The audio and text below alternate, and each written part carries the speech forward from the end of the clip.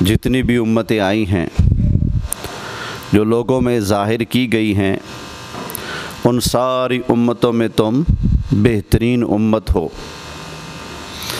وجہ کیا ہے؟ تأمرون بالمعروف وتنہون عن المنکر، اس لیے کہ تم لوگ نیکی کا حکم دیتے ہو اور برائی سے منع کرتے ہو۔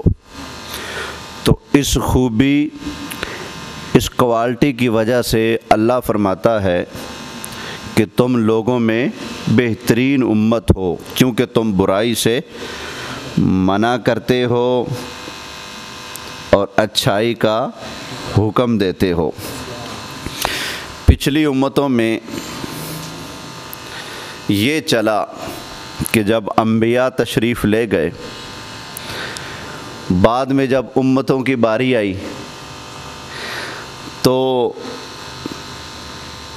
ان کے دین کے جو ترجمان ہوتے تھے وہ خود ہی لوگوں کے لیے رعایتیں نکالتے، چودھریوں کے لیے، سرداروں کے لیے، حکمرانوں کے لیے شریعت کو بدل دیتے اور آسانیاں پیدا کرتے، اور غریبوں کے لیے مسئلہ کچھ اور بتاتے، امیروں کے لیے مسئلہ کچھ اور بتاتے۔ یعنی کہ اندازہ کریں عوام کا کیا حال ہوگا جب پچھلی امتوں کے دیندار طبقہ کے لوگ ہی ایسا کرتے تھے۔ یہ تو اللہ کا شکر ہے، نبی کریم علیہ الصلاۃ والسلام کی برکت ہے کہ اس امت کے علماء حق کے لیے ڈٹ جاتے ہیں، جھکتے نہیں، بکتے نہیں، حالات کے ساتھ سمجھوتا نہیں کرتے۔ لیکن وہ پچھلی امتوں میں کیا ہوتا تھا، ایسا وہ نہیں کرتے تھے، بلکہ اپنے پیاروں، اپنے سرداروں کے لیے اپنی طرف سے آیت گھڑ کر انہیں اگر کتاب میں ڈالنی پڑتی تو بھی باز نہیں آتے تھے، ڈال دیتے تھے۔ اللہ کی آیتوں کو وہ بیچا کرتے تھے۔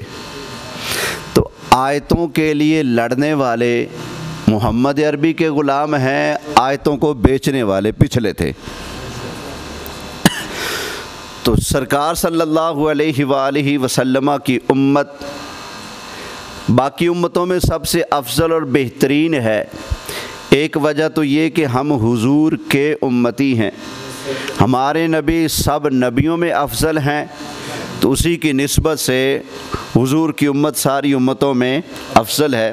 اور ایک وجہ کہ یہ امت جو ہے نیکی کا حکم دیتی ہے اور برائی سے منع کرتے ہیں۔ برائی کو دیکھ کر برائی کا حصہ نہیں بنتے، جو اگر حصہ بنتا ہے تو وہ نادان ہے، وگرنہ اس امت کی شان یہ ہے کہ برائی کو دیکھیں تو کیا کریں، منع کریں، اس سے روکیں، بعد رہنے کی تلقین کریں اور اچھائی کے لوگوں کو ترغیب دیں۔ اور یہ جو کام ہے میں نے پہلے بھی بارہا عرض کیا ہے، نیکی کا حکم دینا، برائی سے منع کرنا، یہ سب سے پہلے حاکم وقت کی ڈیوٹی ہے۔ ہاں جی، جنازے پڑھانا بھی سب سے پہلے حاکم وقت کی ڈیوٹی ہے، امامت کرنا بھی سب سے پہلے حاکم وقت کی ڈیوٹی ہے، جمعہ قائم کرنا بھی سب سے پہلے حاکم وقت کی ڈیوٹی ہے۔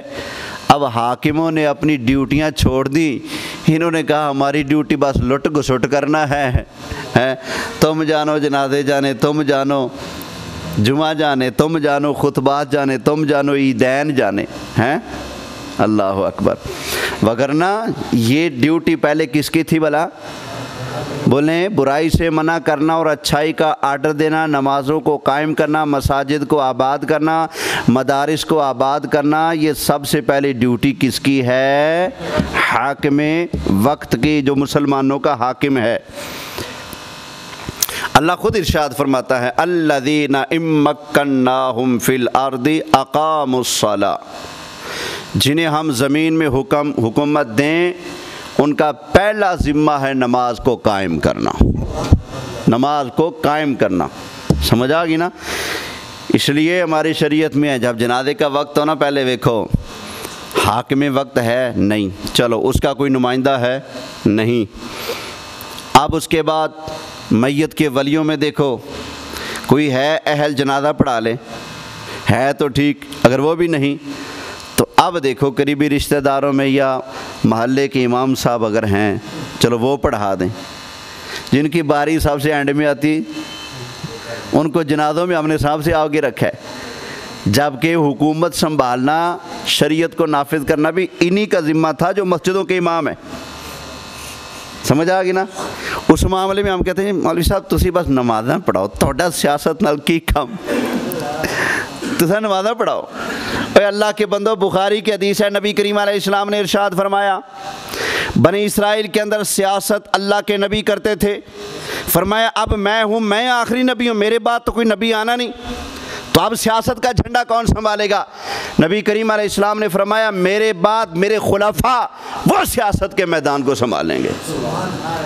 اصل میں یہ سیاست، اصل میں لوگوں نے سمجھ رکھا ہے کہ سیاست نام ہے ٹھگی کرنے کا، لٹ گھسٹ کا، اس لیے وہ کہتے ہیں کہ تمہارا کام نہیں۔ واقعی اگر سیاست اس چیز کا نام ہے کہ ٹھگی لگاؤ، چونا لگاؤ، لٹ گھسٹ کرو ہیں، تو پھر تو واقعی تمہیں مبارک ہو، ہمارا اس چیز سے کوئی تعلق نہیں۔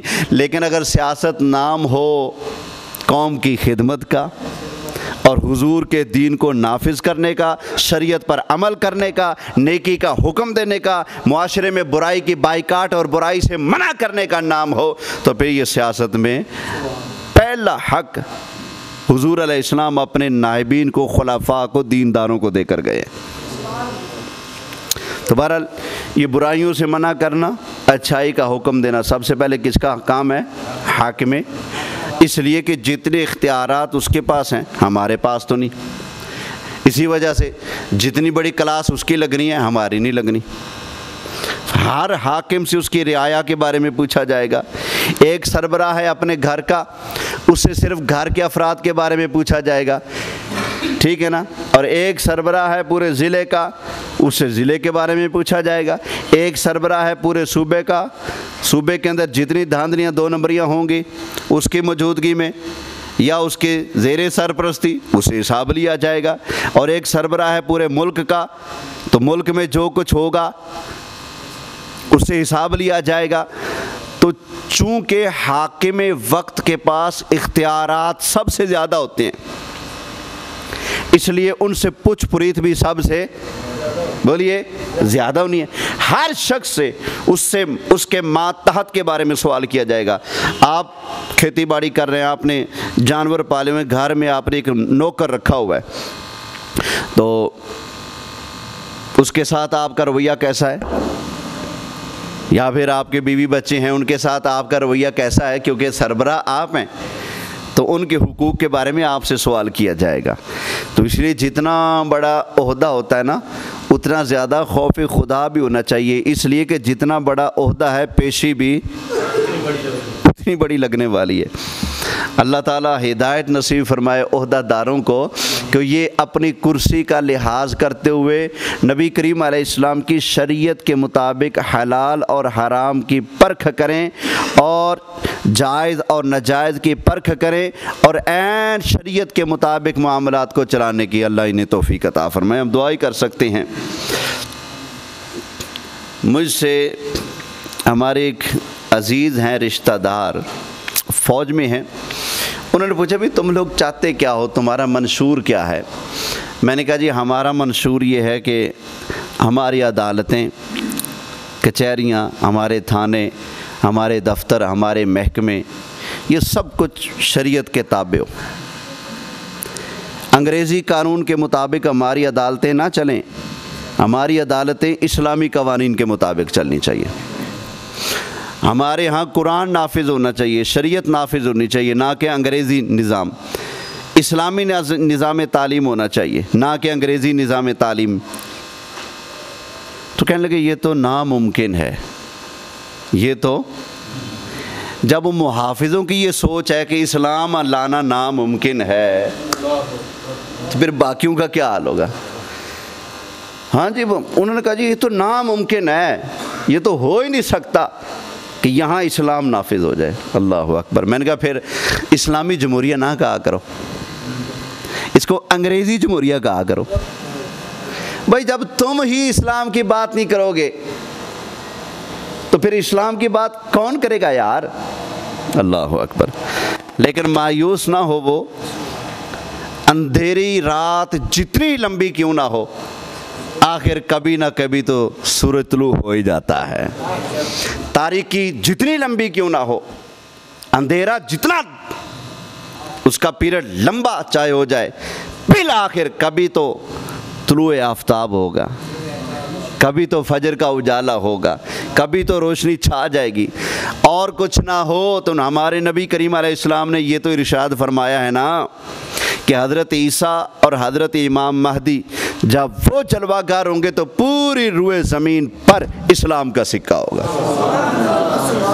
تو اس لیے ناممکن، اتنی یہ بزدلی والا جواب ہمیں نہیں قبول کہ ناممکن ہے۔ جو مسلمان ہے اس کو یہی کہنا چاہیے کہ انشاءاللہ ہم بھی کوشش کریں گے کہ اللہ کرے ہمارے جیتے جی نظام مصطفیٰ نافذ ہو جائے۔ دعا مانگا کرو اللہ سے۔ ہمارا جو ملک کا نظام ہے سارا سود پہ چل رہا ہے، پتہ ہے آپ کو؟ قرضے ہم اٹھاتے ہیں سود پر، ہمارے بینک کاری ساری سود پر، ہمارے ادارے اکثر رشوتوں پر چل رہے ہیں۔ ہاں جی، ایسا کچھ ہو رہا ہے۔ تو یہاں یہ نہ سمجھے کہ اسلام نافذ ہے۔ علامہ اقبال نے بھی کہا تھا کہ ملا کو جو ہے اجازت سجدے کی تو وہ سمجھتا ہے کہ اسلام آزاد ہے۔ سجدے سے کافروں کو کیا تکلیف؟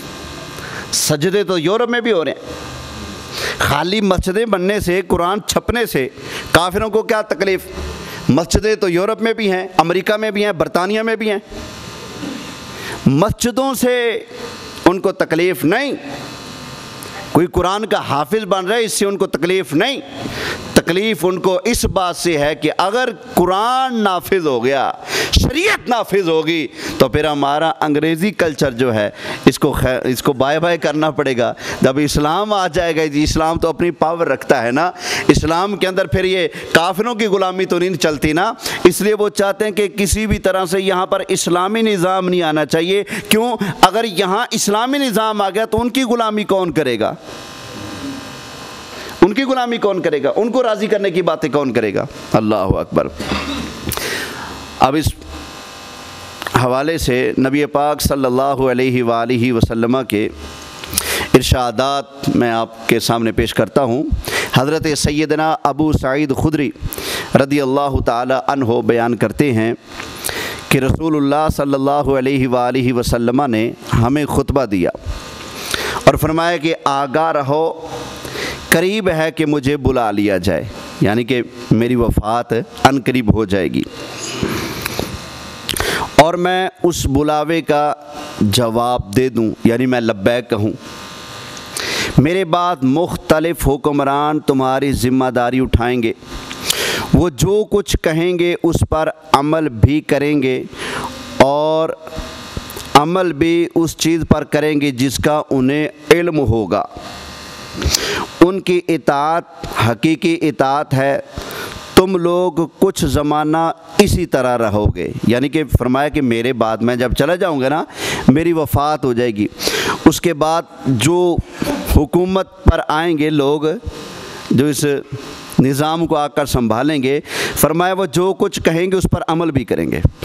وہ اگر کہیں گے نا کہ ہم تمہاری خدمت کریں گے تو اس پر عمل بھی کریں گے۔ وہ اگر کہیں گے نا کہ ہم عدل قائم کریں گے تو فرمایا جو وہ کہیں گے وہ اس کو کریں گے بھی۔ تو فرمایا جو کچھ وہ کہیں گے اس پر عمل بھی کریں گے، اور عمل بھی اس چیز پر کریں گے جس کا انہیں علم بھی ہوگا۔ ان کی اطاعت حقیقی کا اطاعت ہے۔ پھر فرمایا کہ تم لوگ اسی طرح سے کچھ وقت گزرتا رہے گا، پھر ایسے حکمران مسلط ہو جائیں گے۔ یہ مسلط ہونا سمجھتے ہیں نا، نہ چاہتے ہوئے بھی کوئی آ کر چڑھ بیٹھے، کوئی ان کو بٹھا دے ہیں۔ فرمایا پھر ایسے حکمران مسلط ہو جائیں گے جو اپنے کہے پر عمل نہیں کریں گے۔ اب دیکھیں نا جس کی حکومت نہیں ہوتی وہ بڑا رولا ڈال رہے ہوتے اس کو ہٹاؤ جی، یہ کھا گیا ملک نو، قوم کو کھا گیا، ہم آئیں گے ہم تمہیں دوائی فری دیں گے، ہم آئیں گے ہم تمہیں کھانا پینا فری دیں گے، علاج مفت دیں گے، تعلیم مفت دیں گے، ہم بجلی سستی کریں گے۔ تسلیاں دیتے ہیں کہ نہیں؟ دیتے ہیں کہ نہیں؟ سارے کوئی بھی پارٹی ہو اس حمام میں سارے ایک جیسے ہوئے پڑے ہیں۔ یہ کوئی نہ کہے کہ فلاں فلاں پارٹی کو نشانہ بنایا جا رہا ہے، میں سب کی بات کر رہا ہوں۔ اور نبی کریم علیہ السلام نے یہ پہلے بتایا تھا، اور کسی کے ماتھے پر بال بھی نہیں پڑنا چاہیے کیسی باتیں ہو رہی ہیں، یہ وہی باتیں ہو رہی ہیں جو میرے مصطفیٰ نے بیان فرمائی ہیں۔ اللہ کے محبوب علیہ السلام قیامت تک آنے والے حالات اور واقعات بیان کر کے گئے ہیں، اور کیسے حالات میں ہمیں کیا کرنا چاہیے ہمیں وہ رہنمائی بھی فرما کر گئے ہیں۔ تو فرمایا پھر ایسے لوگ تم پر بطور حکمران مسلط ہو جائیں گے جو اپنے کہے پر عمل بولیں عمل سڑکیں بھی بنوائیں گے، بجلی بھی لگوائیں گے، روٹی بھی دیں گے، فلاں چیز بھی دیں گے۔ کوئی کہتا ہے میں خودکشی کر لوں گا، قرضے کی بھیک نہیں مانگوں گا، منگن ٹور پہ۔ کوئی کہتا ہے ووٹ کو عزت دو، ہم تمہیں عزت دیں گے۔ لوگاں ووٹ پائے شاید عزت مل جائے، انہیں پھر عزت مرید کے وچ رول دیتی۔ صرف 1000 بندہ مارا مسلمانوں کا جو فلسطین کا حمایتی تھا، صرف 1000 ہی مارا ہے نا، لاشیں بھی جلا دیں، اور تو نہیں کچھ کیا نا، لاشیں جلا دیں، 1000 مار دیا، پکڑ کر لے گئے، گھروں کو گرا دیا، خواتین کا پردے اور 4 دیواری کا تقدس پامال کیا، اور تو کچھ نہیں کیا نا۔ پھر دلیری سے کہنا جی کہاں مرے ہیں، ثبوت دکھاؤ۔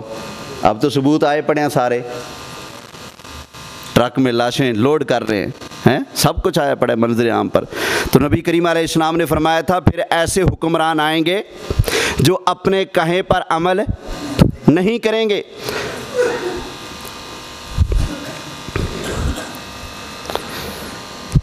آگے فرمایا جن لوگوں نے ان سے ہمدردی کی، ان کے مشیر اور مصاحب بنے، ان کی پشت پناہی کی، تو فرمایا وہ خود بھی ہلاک ہوں گے، وہ دوسروں کو بھی ہلاک کریں گے۔ جو ان کے خیر خواہ بنیں گے، ان کی پشت پناہی کریں گے، ان کی ہاں میں ہاں ملائیں گے، تو نبی کریم علیہ السلام نے کیا ارشاد فرمایا؟ فَأُولَئِكَ قَدْ هَلَكُوا وَأَهْلَكُوا، وہ خود بھی ہلاک ہوں گے اور دوسروں کو بھی ہلاک کریں گے۔ اللہ اکبر۔ آگے ارشاد فرمایا اے لوگو بظاہر ان کے ساتھ رہنا۔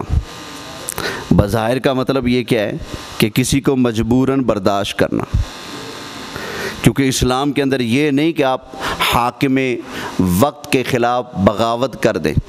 بغاوت کرنا درست نہیں ہے، جائز نہیں ہے، ہم اس چیز سے ہمیشہ منع کرتے ہیں۔ یہ جو لوگ دوسروں کو سبق دیتے ہیں نا کہ خود کچھ دھماکے کرو اور یہ کرو وہ کرو، یہ بغاوت ہوتی ہے۔ یہ بغاوت حاکم وقت ظالم ہو، آپ اس کے خلاف آواز تو اٹھا سکتے ہو، اس کو مشورہ دے سکتے ہو، آپ اس کو سیدھی راہ تو بتا سکتے ہو، لیکن لڑنے بھیڑنے کا درس اسلام نہیں دیتا۔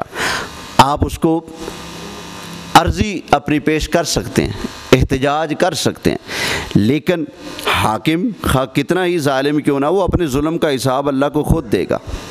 اس کے خلاف لڑنے بھڑنے، پھڑ لو ڈھالو مار دو، اس طرح کی تعلیم اسلام نہیں دیتا۔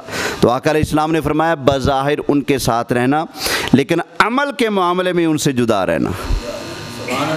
ان جیسے عمل تمہیں نہ کرنا، عمل کے معاملے میں ان سے جدا رہنا، اور جو نیک ہو اس کے صالح ہونے کی اور جو برا ہو اس کے برے ہونے کی گواہی دینا۔ ایسا نہیں کہ ظالم کے ساتھ ظلم میں شریک ہو جاؤ، نہ، فرمایا جو نیک ہو اس کی نیکی کی اور جو برا ہو اس کی برائی کی گواہی دینا۔ اللہ اکبر۔ ایک اور حدیث پاک حضرت ابو عبیدہ رضی اللہ تعالی عنہ بیان کرتے ہیں کہ رسول اللہ صلی اللہ علیہ وآلہ وسلم نے ارشاد فرمایا ان بنی اسرائیل لما وقع فیہم النقص، نے فرمایا جب بنی اسرائیل کے اندر نقص پیدا ہو گئے، بنی اسرائیل کے اندر جب خرابیاں پیدا ہو گئی تو فرمایا ان کا حال یہ تھا کہ آدمی اپنے بھائی کو گناہ کرتے دیکھتا تو اسے روکتا، لیکن دوسرے دن پھر اس کے ساتھ کھاتا پیتا اور مل جل کر رہتا۔ یعنی کہ اگر ایک آدمی پہلے بنی اسرائیل کے اندر خرابیاں پیدا جب ہوئی تو کیا تھا، مثلا ایک آدمی اپنا سود کا کام کر رہا ہے یا رشوت لیتا ہے، حرام کھاتا ہے، گناہ کے اندر مبتلا ہے، تو بنی اسرائیل کے لوگوں کی عادت تھی کہ پہلے دن اس کو منع کرتے اور نہ یار یہ چنگا کام نہیں، لیکن دوسرے دن کیا کرتے، ان کے ساتھ مل کر کھاتے بھی اور پیتے بھی اور ان کے ساتھ بیٹھتے بھی، دوستیاں بھی رکھتے، تعلقات بھی رکھتے۔ تو نبی کریم علیہ السلام نے فرمایا یہ ان کی خرابی ہے بنی اسرائیل کی، کہ برائی کے اندر مبتلا شخص کو دیکھ کر پہلی مرتبہ اسے ایک دن روکتے، لیکن جب اگلا دن آتا پھر ان کے دلوں میں برائی کی نفرت کیا ہو جاتی، ختم ہو جاتی، اور پھر کیا کرتے، ان برائی کے اندر مبتلا لوگوں کے ساتھ جو حرام کھا رہا ہے، حرام پی رہا ہے، حرام کما رہا ہے، بدکاریوں کے اندر مبتلا ہے، فرمایا اگلا دن آتا تو پھر انہیں بھول جاتا کہ ہم نے انہیں برائی سے روکنا ہے یا یہ برائی کے راستے کے اوپر چل رہا ہے، اس کے ساتھی بن کر اس کے ساتھ کھاتے بھی پیتے بھی اور اس کے ساتھ اٹھتے بیٹھتے اور رہتے بھی۔ فرمایا یہ ان کی عادت تھی۔ تو فرمایا کہ اللہ تعالیٰ نے ان کے دلوں کو مردہ کر دیا اور آپس کی جو محبت تھی اس کو ختم کر دیا، اور انہی لوگوں کے بارے میں فرمایا کہ قرآن اترا۔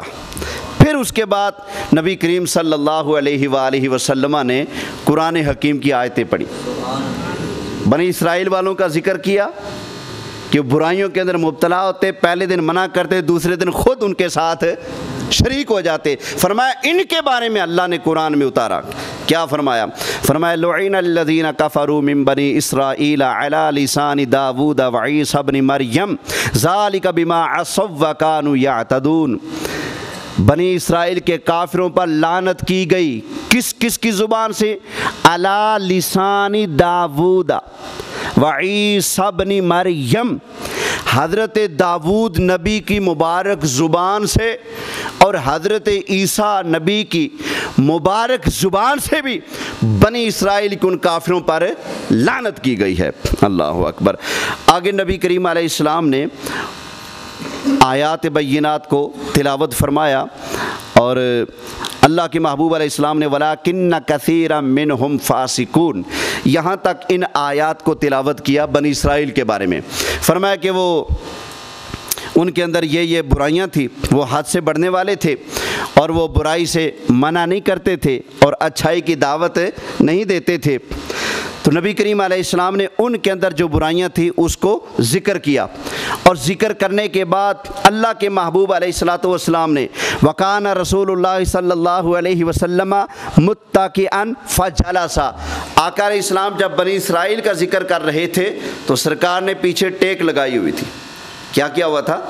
پیچھے ٹیک لگائی ہوئی تھی، اور بنی اسرائیل کا ذکر فرما رہے تھے کہ وہ پہلے دن برائی کو دیکھ کر منع کرتے، لیکن اگلے دن برائی کے اندر برابر کے شریک ہو جاتے، ان کے ساتھ کھاتے پیتے، گناہ کے اندر پورے ان کے ساتھی بن کر رہتے تھے، ان کے ساتھ بائیکاٹ نہیں کیا کرتے تھے۔ پھر سرکار نے یہ سورہ المائدہ کی آیتیں تلاوت کی اور ان کے اوپر جو لعنت اللہ نے کی بنی اسرائیل والوں کے اوپر، اس لعنت کا تذکرہ کیا اور ان کی نافرمانیوں کا ذکر کیا۔ تب تک سرکار صلی اللہ علیہ وسلم یوں ٹیک لگا کر تشریف فرما تھے۔ سرکار نے اتنا وَكَثِيرٌ مِّنْهُمْ فَاسِقُونَ یہاں تک جب آیت کو تلاوت کیا تو حضور علیہ السلام فَجَلَسَ، حضور نے پھر ٹیک چھوڑ دی، بالکل سیدھے ہو کر نبی کریم علیہ السلام تشریف فرما ہوئے اور فرمایا وَقَالَ لَا حَتَّى تَأْخُذُوا عَلَى يَدَيِ الظَّالِمِ نبی کریم علیہ الصلوۃ والسلام نے ارشاد فرمایا کہ تم اس وقت تک عذاب سے محفوظ نہیں رہ سکتے جب تک ظالم کو ظلم کرتے دیکھ کر اس کا ہاتھ پکڑ کر انصاف کرنے پر مجبور نہ کر دو۔ فرمایا تب تک تم عذاب سے نہیں بچ سکتے۔ حضور نے پہلے ان کا ذکر کیا، پھر اپنے غلاموں کی باری آئی تو فرمایا تم بھی خبردار ہو جاؤ، تب تک تم عذاب سے نہیں بچ سکو گے جب تک ظالم کو ظلم کرتا دیکھ کر اس کا ہاتھ روک کر اس کو انصاف کرنے پر مجبور نہیں کر دیتے، تب تک تم عذاب سے بچ سکتے۔ اس کا مطلب کیا ہے کہ کوئی ظالم اگر ظلم کر رہا ہو، اس کے ظلم کے وقت خاموش ہو کر تماشائی بن کر چپ رہ جانا، یہ ظلم کا ساتھی، ظالم کا ساتھی بننے کے مترادف ہے، اللہ کے عذاب کو دعوت دینے کے مترادف ہے۔ اللہ کے محبوب علیہ السلام نے ٹیک چھوڑ دی، سیدھے ہو کر ارشاد فرمایا اللہ کے عذاب سے وہی بچے گا جو ظالم کے خلاف آواز اٹھائے، اور ایسی آواز اٹھائے کہ ظالم کا ہاتھ ظلم سے رک جائے، وہ انصاف کرنے پر مجبور ہو جائے، وہ عذاب سے بچے گا۔ اب دیکھیں کتنے لوگ ہیں جو ظلم کے وقت خاموش ہو جاتے ہیں اور خاموش رہنے کا مشورہ دیا جاتا ہے، چپ کرو، ایسا نہ کرو، یہ آواز نہ اٹھاؤ، یہ نہ کرو، وہ نہ کرو۔ نبی کریم علیہ الصلوۃ والسلام کا دین لٹا جا رہا ہے، شریعت لٹی جا رہی ہے، اور ایسے وقت میں نبی کریم علیہ السلام فرماتے ہیں جب ہمارے دین شریعت کو، قوم کو لٹا جا رہا ہو اور جس کے پاس منصب ہو بولنے کا اور وہ نہ بولے، قوم کی رہبری نہ کرے، ان کی رہنمائی نہ کرے، اللہ کے محبوب علیہ السلام نے ایسے مبلغ کے بارے میں ارشاد فرمایا اس نے ان ساری چیزوں کا انکار کر دیا جو اللہ نے محمد پر اتاری ہیں۔ مجھے تو افسوس ان مولویوں پر ہے جو مولوی ہو کر مجھے مشورہ دیتے ہیں، مہربانی کریا کر، جان دیا کر، بھائی کافر کو کافر نہ کہو، یزید کو یزید نہ کہو، ظالم کو ظالم نہ کہو، فاسق کو فاسق نہ کہو۔ یہ تو ان کا کام تھا جن پر اللہ نے قرآن میں لعنتیں اتاری ہیں، یہ تو بنی اسرائیل کے یہودیوں کا کام تھا کہ ایک دن برائی کو دیکھ کر منع کر دیا، دوسرے دن اسی کا ساتھی بن کر بیٹھ گئے، اس کے ساتھ مل کر کھانے بھی لگے، پینے بھی لگے، تعلق رشتہ داریاں بھی نبھانے لگے۔ نبی پاک علیہ السلام نے ان کا ذکر کر کے قرآن سنایا صحابہ کو، فرمایا ان ظالموں پر اللہ نے قرآن میں اپنے نبیوں کی مبارک زبان سے ان ظالموں پر لعنت فرمائی ہے۔ تو مجھے تعجب ہے جو بیچارے خود گونگے بن کر حق کا کلمہ بلند نہیں کر سکتے، اگر کوئی کرتا ہے اس کو بھی روکنے کے مشورے دیتے ہیں۔ اللہ اکبر۔ اللہ کریم کی بارگاہ میں دعا ہے اللہ تعالی ہم سب کو نبی کریم صلی اللہ علیہ وآلہ وسلم کے دین اور شریعت کے مطابق عمل کرنے کی توفیق نصیب فرمائے۔ آمین آمین بجاہ النبی الامین صلی اللہ علیہ وآلہ وسلم۔